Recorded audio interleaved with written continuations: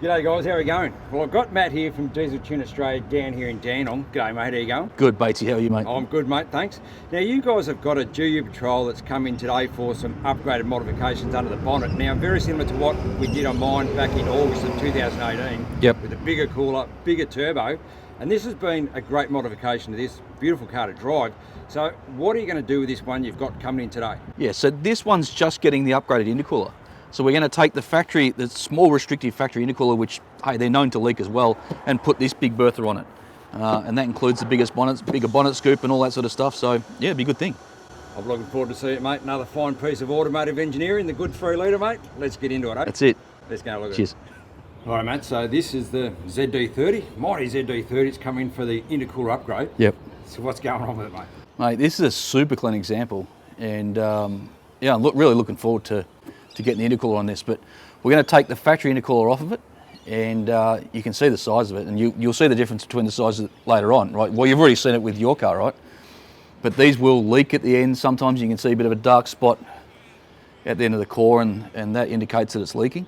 So we're going to get rid of that. We're going to put the big bertha on.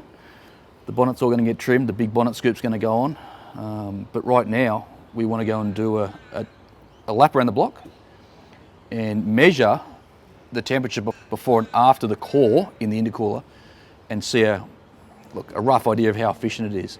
I'm just going to take this around the block. It'll involve some 80-kilometre driving and show real world of what they do in terms of pulling temperature out. And then we're going to do the same thing on the dyno and then repeat the test with the big intercooler on it. Really just to give a good factual real world results on what you can expect out of adding an intercooler to a car like this. So this guy's just doing the intercooler, isn't he? He's not doing the turbo, because we did speak about this in one of our last videos, yep, where you can just do the intercooler on its own. So yeah, that's what he's going to do. Yeah, and I think given this guy's setting up to tour with his car, the intercooler is a great addition, and certainly managing heat's going to give you much more consistent power. Right, let's run this thing around the block and see what sort of numbers we get out of it. Going to be interesting to see. Yep. And off it goes, and those standard intercooler temps will be checked when it gets back. All right, mate, so the Patrol's been for a run around the block. Yep. We've come back, we've tested the temperatures there on that standard intercooler. How'd they come up? Yep, well, with that flare device, we can really zoom in and compare the temperatures from the hot side to the cold side. So the hot air's coming out of the turbocharger, up through this pathway, into the intercooler tank, through the core, and then the air's travelling through the bonnet and taking the heat away. Unfortunately, for the factory intercooler, there's basically no difference. So we saw around about 42 degrees there and about 42 degrees on the cold side. And really, we're in a 15-degree day and it's raining. It's got half a chance, but unfortunately it's failed. This car's been tuned, made about 98 kilowatts on the before run. So we're going to go ahead and just pull it apart now and put the big boy on there. The bonnet's going to come off, and we'll keep going. Mate, we're looking forward to getting into this. Well, I'd say the boys get into this, get that intercooler off, get the big one on. Yep. Get this going. And we'll do the same test, and that's what's going to be really good.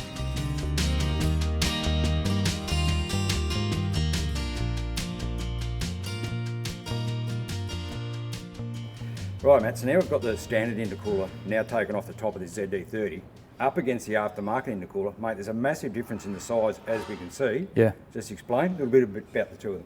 Okay, so there are, the size is obvious. A lot thicker, comparatively, much more surface area, a much bigger heat soak. So these are, it's got a bit of weight to it.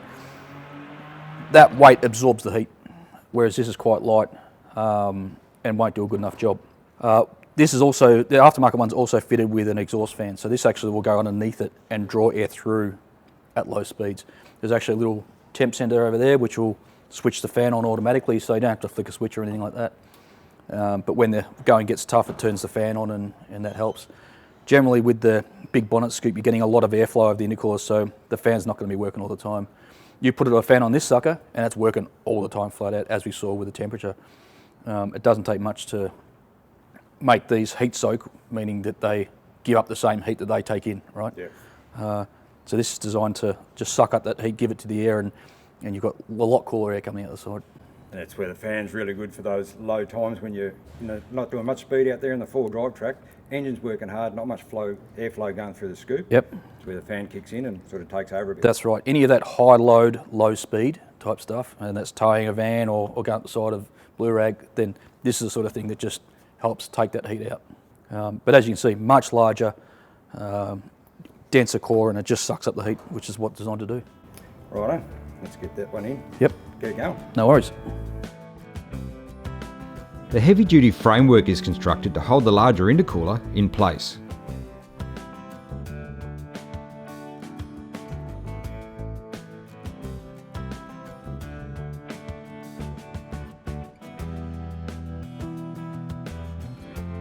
And in goes the new and much larger intercooler.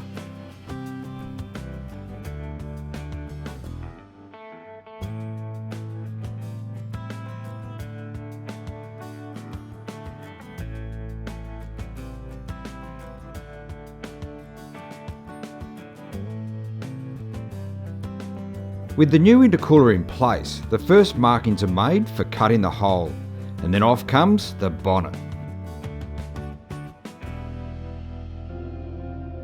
It's not often we like seeing a grinder as one of the tools being used on our four drives, but in this case, it's a necessity.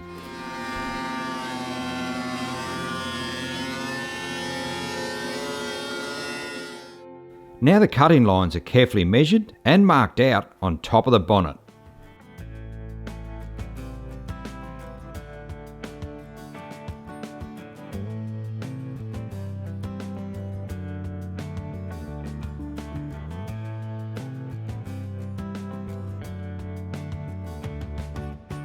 Before cutting begins, tape is placed over the cut lines to prevent the paint from chipping.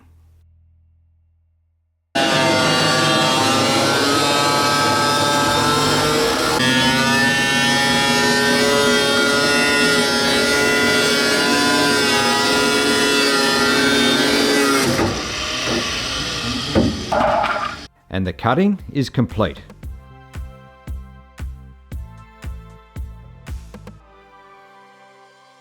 The white section of the bonnet is taped up to be painted black. This looks so much better than seeing white paint inside the scoop once it's put in place.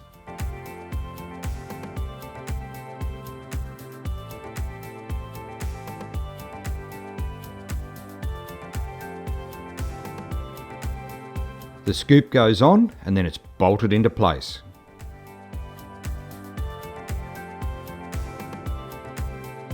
The bonnet goes back on, and how good does that new scoop look? Very neat.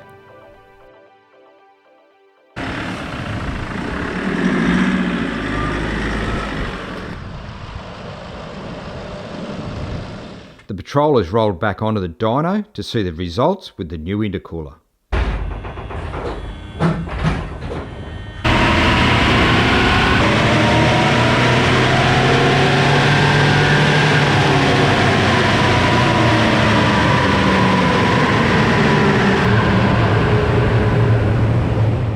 Well, Matt, we've now got the bigger intercooler on there, much larger than the standard one that was on there. Yeah. I've seen some pretty impressive temperature differences between the two.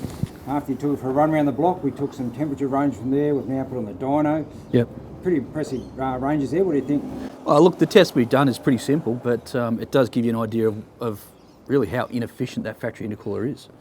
And literally, I just went around the block, 80 kilometres per hour across the top here, and brought it back, and it was just the same temperature from one side to the other. It's not like we're working on the side of a hill with a trailer on the back, right?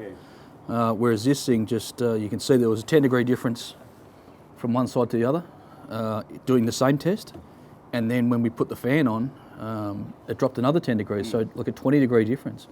And that is going to make a difference going up the side of a hill. So not only with the bigger intercooler, but it also shows the efficiency of having that fan underneath too, doesn't it? Yeah, 100%. I mean, look, they've got to work together. That placement of an intercooler is not ideal, okay? So it just isn't. So a fan is going to help with those low speed, high load type driving conditions. Yep. It's different with a front mounted intercooler that you don't need a fan, because in actual fact, even when the car's not moving, you've got the radiator fan drawing air through it. So it still works, right? But in this situation, you don't have that. And well, it's not until you fit a fan to it that you can get that sort of cooling. The other good thing too with this guy here, he's put this bigger intercooler on. If he ever does want to do a turbo upgrade down the track, it's all ready to go. Yeah, it's ready to go. As you saw with the power, not a lot of difference. And we don't, we've talked about that in ad nauseum, that there's no real power gains out of a intercooler upgrade. Even though it did fill a couple of holes, like small holes, and I'm sure the guy will notice something on the road. Yeah, it's designed for just that consistent power, which is that's what it's got. Well, I'm sure this guy's going to be really happy, mate. So, mate, if people want to find out more about doing an intercooler upgrade for their vehicle or any other modification you guys do, how do they get in touch with you? So just jump on our website www.dieseltuneaustralia.com, or contact us at the Horsepower Factory, 039793 1616, and we'll guide you in the right direction. Fantastic. Well, there you go, guys. Give Matt a call, have a chat to him down here at Horsepower Factory, and see what they can do for you. Put an intercooler on your vehicle, and fair chance we'll probably catch you out in the bush someday. Thanks very much for watching. See you later on. Thanks, mate. No worries.